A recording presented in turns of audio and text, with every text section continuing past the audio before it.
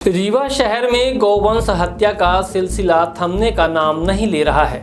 हर दूसरे दिन किसी न किसी मोहल्ले से गाय काटे जाने और बीफ बेचने की खबरें आ रही है। सवाल यह है कि आखिर यह धंधा चलता कैसे है। जब समाज से भी पकड़े हुए आरोपी पुलिस को सौंपते हैं, जब सीसीटीवी में चेहरे साफ दिखते हैं, जब चश्मदीद मौके पर गवाही देते हैं, तो फिर कार्यवाही क्यों नहीं होती।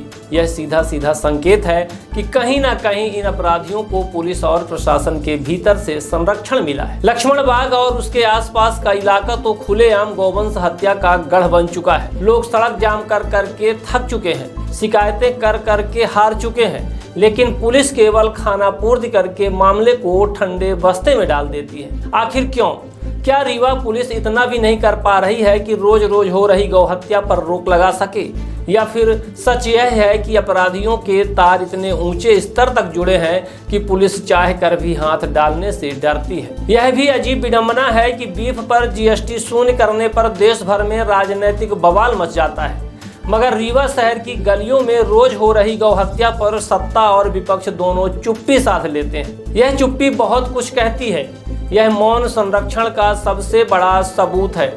गौवंशों को बचाने के नाम पर करोड़ों की योजनाएं आती हैं, गौशालाओं का ढोल पीटा जाता है, लेकिन हकीकत यह है कि गौशालाओं में भी गोवंश दम तोड़ रहे हैं। सड़कों पर बेसहारा गाय दुर्घटनाओं की शिकार हो रही हैं और जिन बस्तियों में उन्हें काटा जा रहा है वहां प्रशासन का नाम तक नहीं लिया जाता।